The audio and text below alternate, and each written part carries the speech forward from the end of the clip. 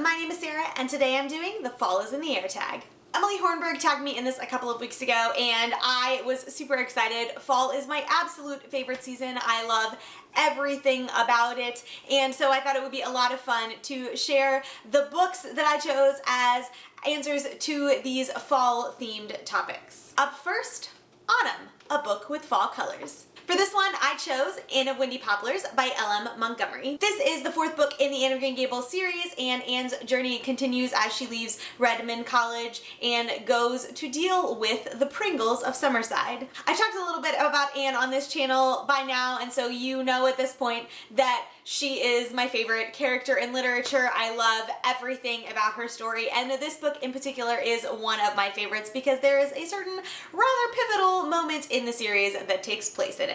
Next up is pumpkin picking, your favorite fictional food. For this one, I chose lembas from The Lord of the Rings. I honestly have a hard time thinking of fictional foods from a lot of the books I read, mostly because I don't read tons and tons of fantasy, but I've always just kind of loved the idea of lembas. It would be super nice at certain busy times in my life to not have to worry about cooking and to just be able to take a couple bites of this bread and be totally full. Plus they make it sound super, super delicious. Number 3, Lost in a Corn Maze, a book you got lost in. For this one, I chose Anna and the French Kiss by Stephanie Perkins. This is the first book in the Anna and the French Kiss series, which I read last summer, and I read this book in basically one sitting. I went out on my back porch one night in the late summer with a mug full of chocolate ice cream and this book and sat in a rocking chair, and I read the entire thing, and it's just a delightful, lovely, wonderful story. I've talked a little bit about the third book in this series, Island Happily Ever After, on this channel before, and Anne and the French Kiss is probably my favorite of this series. It's just one of those happy, warm, fuzzy stories that just makes you feel delightful and warm and fuzzy inside. Number 4, Birds Fly South, a book that made you want to fly south. As in, you hated the book so much that you just wanted to run as far away from it as possible. For this book, I chose 50 Shades of Grey by E.L. James. I only read approximately 8 pages in the book because I had a lot of thoughts from what I'd heard about the story, and I wanted to give my opinion, but a coworker told me I couldn't share my opinion unless I'd at least tried to read the book. There were something like 1,000 holds on the book at my library, and I had no desire to spend any money on this series at all, so I looked up the 10-page or whatever preview on Amazon.com, and after about 6 or 7 pages, I just wanted to throw it across the room.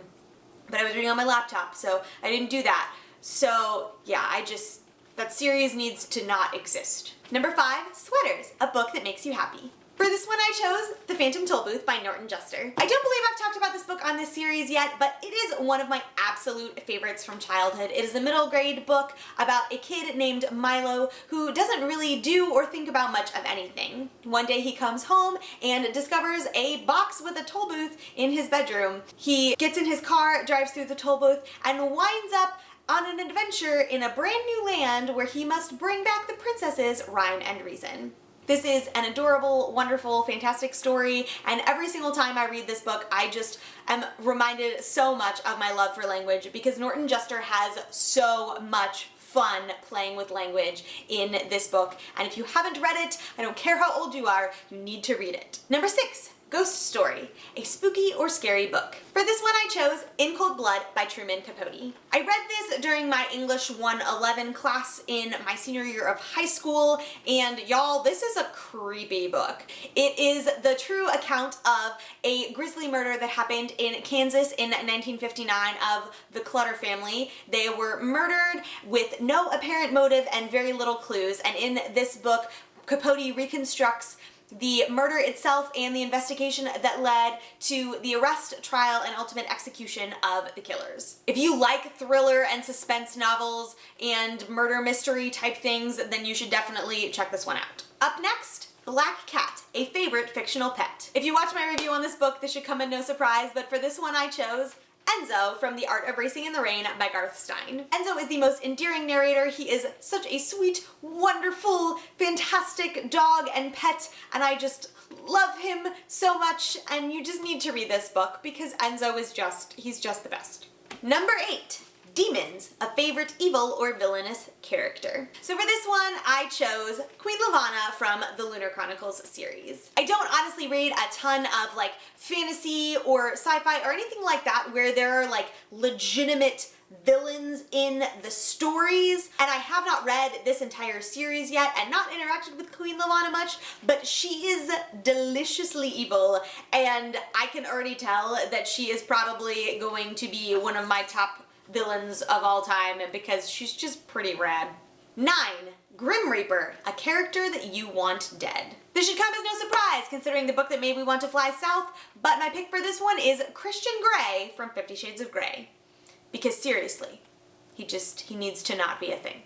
Number 10, Costume Party, a character you want to dress up as. If I had to choose one now from a book, I would probably go with a character from Harry Potter. My obviously initial thought is, you know, Hermione or Ginny Weasley, but I'm actually a Ravenclaw, so maybe I would just dress up as a Ravenclaw student.